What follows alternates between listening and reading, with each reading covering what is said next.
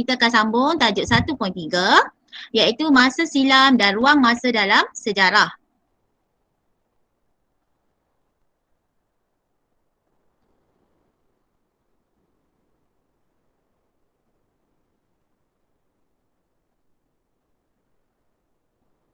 Okey, yang pertama sekali awak kena tahu apa itu masa silam, apa itu ruang masa. Ruang masa dan juga masa silam dalam sejarah. Okey, dalam kita mempelajari sejarah, kita akan merujuk kepada masa silam dan ruang yang luas dan tiada batasnya. Maksudnya bila kita belajar sejarah mesti ada pasal ruang masa ni.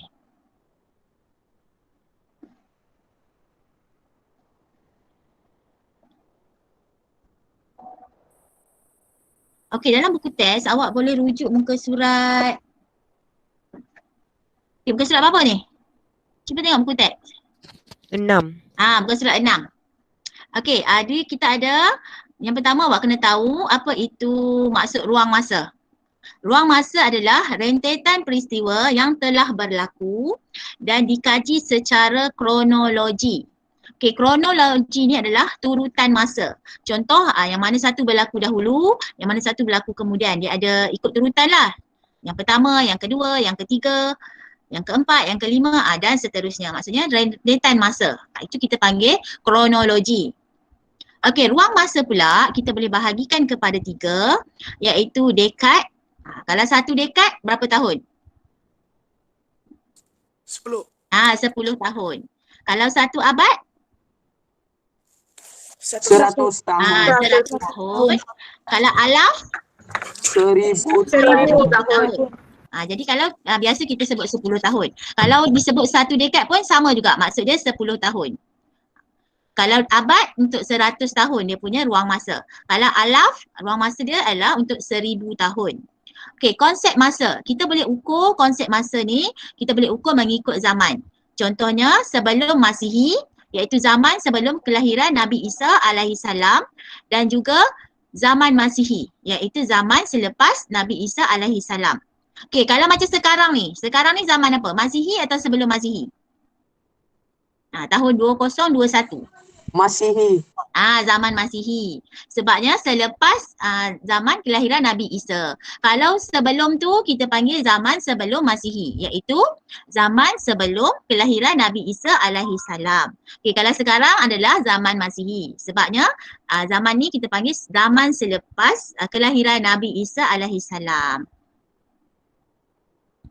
Okey, cuba tengok gambar-gambar ni. Ini adalah contoh-contoh peristiwa sejarah. Itu gambar apa tu? Bermulanya kerajaan. Bermulanya kerajaan Melaka. Gambar B? Joanna nak cuba jawab. Apa jawapan dia? Apa B tu? Pengisytiharan Malaysia. Pengisytiharan Malaysia. Okey, C. Penduduk Jepun di Tanah Melayu. Pendudukan Jepun di Tanah Melayu. D. Kedatangan Portugis ke Melaka. Kedatangan Portugis ke Melaka. E. Majlis menandatangani perjanjian kemerdekaan. Majlis menandatangani perjanjian kemerdekaan. Okey, gambar A, B, C, D, E. Okey, kamu boleh susun tak yang mana dulu peristiwa yang berlaku? Kalau tadi kita, kronologi kan dia ada susunan peristiwa. So A, B, C, D, E. Yang mana berlaku dahulu? Kalau kita nak susun ikut kronologi. Yang pertama A, bermulanya kerajaan Melaka. Yang kedua? B. B ke D? D, Doki. Doki. Penjajahan Portugis ke Melaka. Kedatangan Portugis ke Melaka. Okey, itu susunan yang kedua. Susunan yang ketiga? C. Okey, C, pendudukan Jepun ke Tanah Melayu. Yang keempat? B. B ke E? B. Bola. Okey, bola. Betul ke bola? Ada jawapan lain? Bola ke apple? Bola. Okey, cuba tengok bola pengisytiharan Malaysia. Apple tu apa? Majlis menandatangani perjanjian kemerdekaan. Okey, majlis menandatangani kemerdekaan. Jadi April dulu majlis menandatangani kemerdekaan. Sebab kemerdekaan Tanah Melayu 31 Ogos 1957. Untuk pengisytiharan Malaysia 1963. So yang mana dulu? April ke bola dulu? Apple. Apple dulu. Okay, so E, kemudian last kali barulah B. Itulah yang tadi, nama kronologi tadi. Susunan yang mana berlaku dahulu, dia punya susunan peristiwa. Yang mana berlaku dahulu, yang mana berlaku kemudian. Okay, faham maksud kronologi? Faham. Okay, Faham. faham. Okay, yang lain boleh? Okay? Boleh. Kita sambung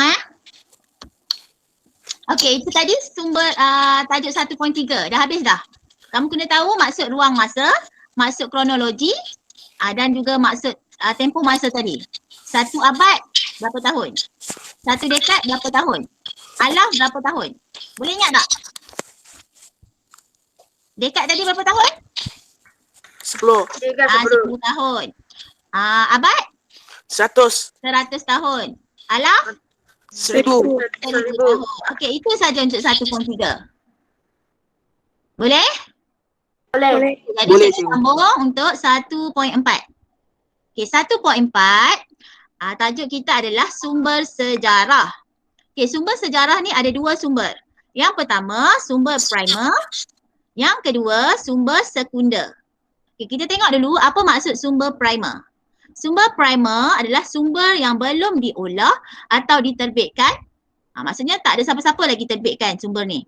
Dan kita belum olah lagi. Yang kedua adalah bersifat asli. Yang ketiga belum ditafsir. So ini kita panggil sumber primer, sumber yang utama. Sumber yang belum diolah, bersifat asli dan belum ditafsir. Sumber sekunder, sumber yang kedua.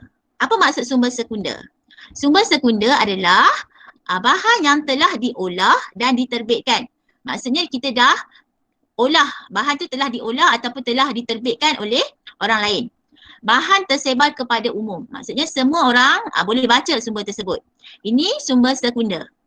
Okey, kita tengok pula apa contoh sumber primer.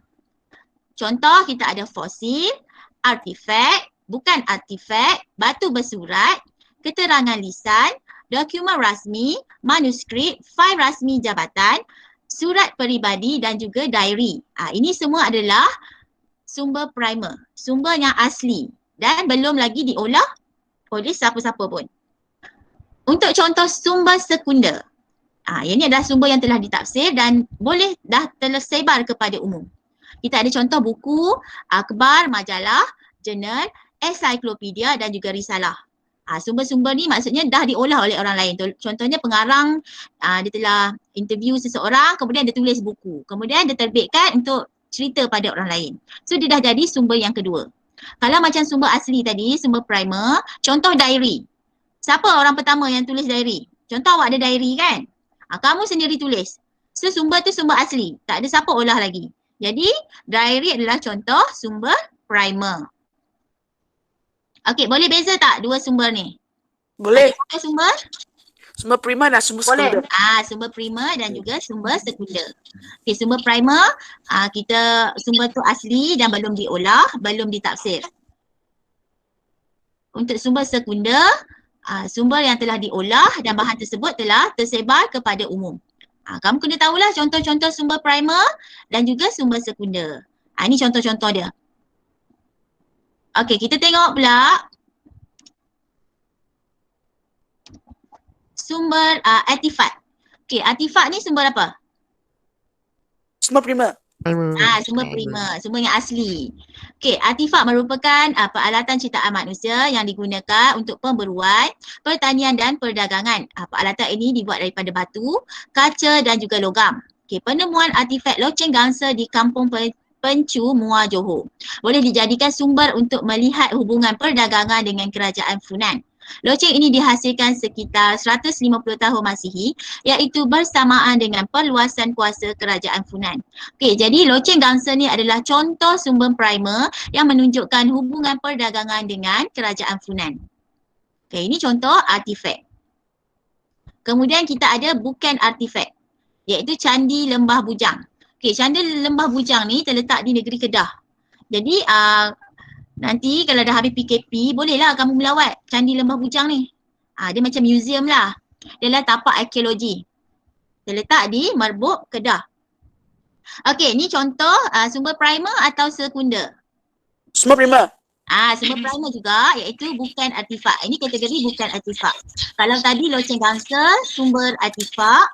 Yang ni Candi Lembah Bujang ni adalah bukan artifak. Dia adalah merupakan data arkeologi yang berkaitan dengan budaya manusia yang terdapat di bawah tanah dan di atas permukaan tanah. Seperti dinding gua, dinding kota dan juga struktur binaan.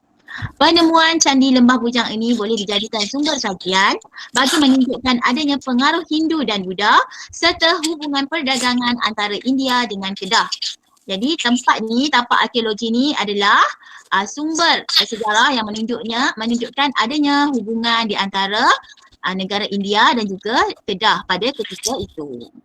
Jadi inilah contoh bukan artifak iaitu Candi Lembah Bujang. Ini satu tapak arkeologi. Okey, ensiklopedia. Ensiklopedia sumber apa? Sumber sekunder. Sumber sekunder iaitu sumber yang telah diolah. Okey, ensiklopedia merupakan sumber sekunder. Bahan yang terkandung dalam ensiklopedia adalah berdasarkan fakta dan sumber sejarah yang sahih. Contoh kat sini kita ada di Encyclopedia of Malaysia yang mengandungi beberapa tema seperti sejarah awal, sejarah moden awal, arkitektur dan tumbuh-tumbuhan. Jadi sumber ensiklopedia ni adalah contoh sumber sekunder.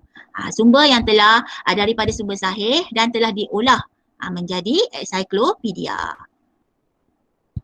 Okey, cuba kita tengok gambar-gambar ni. Cikgu nak awak kelaskan bahan berikut sama ada dia sumber primer ataupun sumber sekunder. Okey, gambar yang pertama. Manuskrip sejarah. Okey, manuskrip. Ini sumber apa? Primer. Sumber primer. Okey, sumber primer. Bagus. Okey.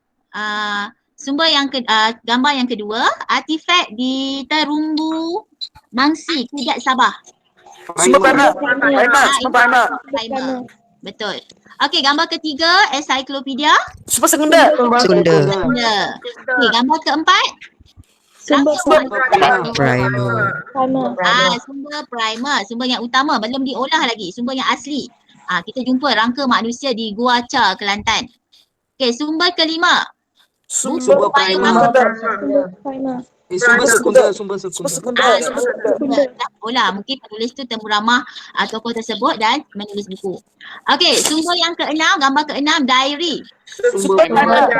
Sumber primer. Diary ni tulisan asal seseorang.